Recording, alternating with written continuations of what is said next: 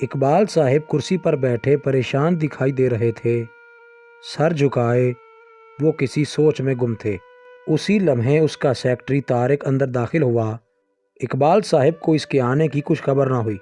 کیا بات ہے اقبال صاحب؟ آپ آج اس قدر پریشان کیوں ہیں؟ طارق کے سوال پر اقبال صاحب سوچوں کے گہرے سمندر سے باہر نکل آئے۔ کیا کہہ رہے تھے آپ؟ اقبال صاحب نے سیکرٹری سے پوچھا۔ سر میں پوچھ رہا تھا کہ پریشانی کی کیا وجہ ہے؟ سیکرٹری طارق نے دوبارہ پوچھا۔ کیا بتاؤں طارق، تمہیں تو پتہ ہی ہے کہ ہماری کمپنی کے سیف سے کتنی مرتبہ چوری ہو چکی ہے۔ ہر بار لاکھوں روپے چوری ہو جاتے ہیں۔ سمجھ میں کچھ نہیں آتا کہ ہاتھ کی یہ صفائی کون دکھاتا ہے۔ اب کی بار 30 لاکھ روپے چوری ہو گئے ہیں۔ اقبال صاحب کی یہ بات سن کر سیکرٹری طارق چکرا سا گیا۔ وہ 3 دن کی چھٹی کے بعد آج ہی دفتر آیا تھا۔ اقبال صاحب کی طرح اس کا چہرہ مغموم ہو گیا۔ اقبال صاحب، اب تو حد ہو گئی ہے۔ آخر کون ہے جو ہمیں نقصان پہنچانے پہ تلا ہوا ہے؟ سیکرٹری طارق پریشانی کے عالم میں بولا۔ اقبال صاحب ایک بہت بڑی کمپنی کے مالک تھے جس میں سینکڑوں ملازمین کام کرتے تھے۔ دنیا کی ہر نعمت انہیں میسر تھی۔ ان کی 2 بیٹیاں اور 1 بیٹا علی حیدر تھا۔ انہوں نے اپنی اولاد کو خوب پڑھایا لکھایا اور بہت ہی اچھے انداز میں تربیت کی۔ ان کی گھریلو زندگی بہت پرسکون گزر رہی تھی۔ بس انہیں پریشانی تھی تو اس بات کی کہ آئے روز ان کی کمپنی میں ایک نئی واردات ہو جاتی تھی جس سے انہیں لاکھوں روپے کا نقصان اٹھانا پڑتا تھا۔ انہوں نے اپنے طور پر تحقیق کی لیکن انہیں کچھ بھی سراغ نہ ملا۔ کمپنی کے تمام کارکنان نہایت ایماندار تھے۔ انہیں کسی پر کوئی شک نہیں تھا۔ صرف اقبال صاحب ہی نہیں بلکہ ان کے ہمدرد سیکرٹری سمیت تمام ملازمین اس آئے روز کی وارداتوں کی وجہ سے بہت پریشان تھے۔ اقبال صاحب کسی بھی ملازم کو اپنی کمپنی میں بہت چھان پٹک کے بعد رکھتے تھے لیکن اس کے باوجود انہیں آئے روز لاکھوں روپے کا نقصان اٹھانا پڑتا تھا۔ اب وہ دن رات اسی بارے میں سوچتے رہتے تھے۔ اسی وجہ سے ان کی صحت گرتی جا رہی تھی۔ اقبال صاحب کے گھر والے ان کی گرتی ہوئی صحت کے بارے میں بہت پریشان تھے۔ ایک دن ان کی بیگم نے انہیں پریشانی کی اصل وجہ بتانے کو کہا۔ انہوں نے بیگم کو اس تازہ واردات کے متعلق نہیں بتایا تھا۔ وہ دمے کی مریضہ تھی۔ اقبال صاحب بیگم کی بات کو ٹالتے ہوئے اندر چل دیے۔ ان کی بیگم بھی پیچھے آ گئیں اور بولیں، آج آپ کو بتانا پڑے گا۔ سارا گھر آپ کی صحت کے بارے میں پریشان ہے اور آپ نے چپ سادھ رکھی ہے۔ خدا کے واسطے کچھ تو بولیے۔ بیگم کے بار بار کے استفسار پر اقبال صاحب نے سارا ماجرا سنا دیا۔ سنتے ہی بیگم صاحبہ کو کھانسی کا شدید دورہ پڑا اور وہ شدت غم سے بے ہوش ہو گئیں۔ سب گھر والے بہت پریشان ہوئے۔ ڈاکٹر کو بلایا گیا۔ بیگم صاحبہ کو ہوش آ گیا اور ان کی طبیعت خطرے سے باہر قرار دے دی گئی۔ اتنے میں اقبال صاحب کا اکلوتا بیٹا علی حیدر اکیڈمی سے پڑھنے کے بعد اندر داخل ہوا اور آتے ہی اپنے باپ سے لپٹ گیا۔ اقبال صاحب نے اسے اپنی پریشانی محسوس نہ ہونے دی اور ایک جعلی مسکراہٹ سے اس سے اکیڈمی کے بارے میں پوچھا۔ علی حیدر سمجھ گیا دال میں کچھ کالا ضرور ہے اور پھر ماں کی طرف دیکھتے ہوئے اس کا شک یقین میں بدل گیا۔ ماں، کیا ہوا ہے آپ کو؟ علی حیدر نے جھٹ سوال کیا۔ کچھ نہیں بیٹا، بس ذرا طبیعت خراب ہو گئی تھی، ماں نے شفقت بھرے لہجے میں کہا۔ کچھ دیر کے بعد اقبال صاحب نے اپنے بچوں کے ہمراہ کھانا کھایا اور واہ کو چل پڑے۔ اب وہ خود کو قدرے بہتر محسوس کر رہے تھے۔ خیر دن گزرتے گئے اور اقبال صاحب خود کو ہلکا محسوس کرنے لگے۔ کچھ عرصے کے بعد وہ بالکل ہی بھول گئے کہ انہیں اتنا بڑا نقصان اٹھانا پڑا ہے۔ اقبال صاحب نے اپنی کمپنی کی سیکورٹی میں مزید اضافہ کر دیا اور جگہ جگہ کیمرے نصب کروا دیے۔ اتنی سخت سیکورٹی کا یہ فائدہ ہوا کہ 2-4 ماہ بڑے سکون سے گزر گئے۔ اب اقبال صاحب بہت خوش تھے۔ ان کی صحت بھی مکمل بحال ہو چکی تھی۔ ایک دن اپنے ملازمین کے ساتھ بیٹھے کچھ باتیں ڈسکس کر رہے تھے کہ یکا یک 6 نقاب پوش اسلحہ اٹھائے ان کے دفتر میں آ دھمکے اور سب کو ہینڈز اپ کرنے کو کہا۔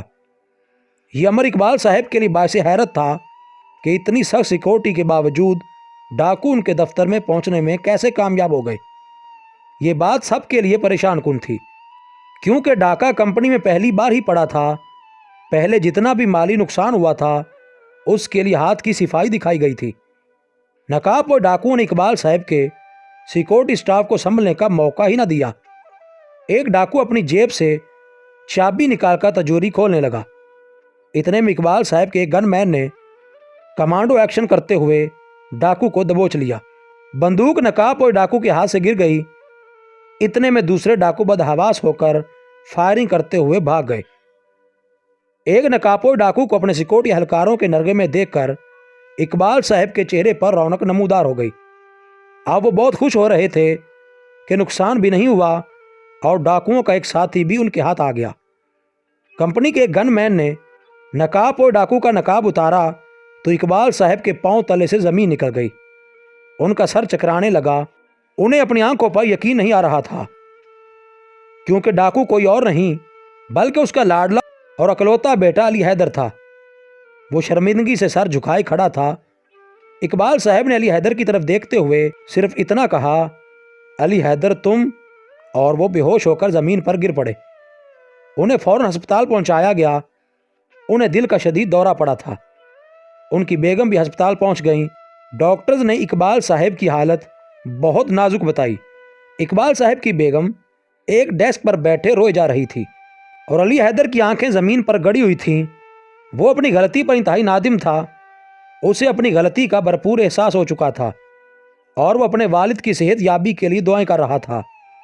کچھ دیر بعد ڈاکٹر صاحب نے خوشخبری سنائی کہ اقبال صاحب کی حالت اب خطرے سے باہر ہے۔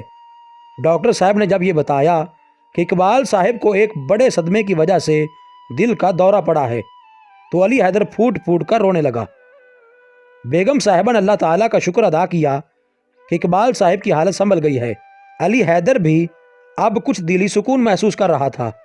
2 ہفتے کے بعد اقبال صاحب کو اسپتال سے گھر شفٹ کر دیا گیا۔ اب ان کی صحت کافی بہتر ہو چکی تھی۔ وہ گھر پر زیادہ تر خاموش ہی رہتے اور ان کے سامنے وہی منظر گھومنے لگتا جو ان کے لیے ہارٹ اٹیک کا باعث بنا تھا۔ وہ کھانا بہت ہی کم کھاتے۔ علی حیدر جب یہ سب کچھ دیکھتا تو خود کو بہت کوستا۔ وہ یہ چاہتا تھا کہ اپنے ابو سے کوئی بات کرے، لیکن اس میں ہمت ہی نہ پڑتی تھی اور نہ ہی ابو اسے بلاتے تھے۔ ایک دن باپ کا دل نرم ہو گیا۔ اقبال صاحب نے علی حیدر کو آواز دی۔ علی حیدر اپنے باپ کی ایک ہی آواز پر دوڑتا چلا آیا اور آتے ہی اپنے باپ کے قدموں میں گر گیا۔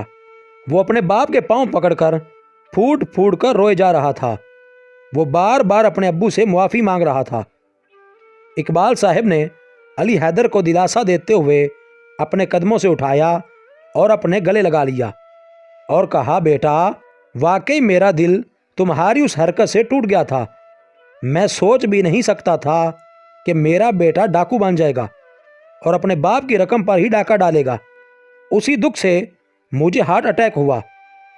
میرے زندہ بچنے کی تو کوئی امید نہ تھی، لیکن تم سب لوگوں کی دعائیں رنگ لائیں۔ میں جانتا ہوں کہ تم نے میرے لیے بہت دعائیں کیں، دن رات جاگتے رہے، میری صحت کے لیے فکر مند رہے۔ مجھے تمہاری ماں نے سب کچھ بتا دیا ہے۔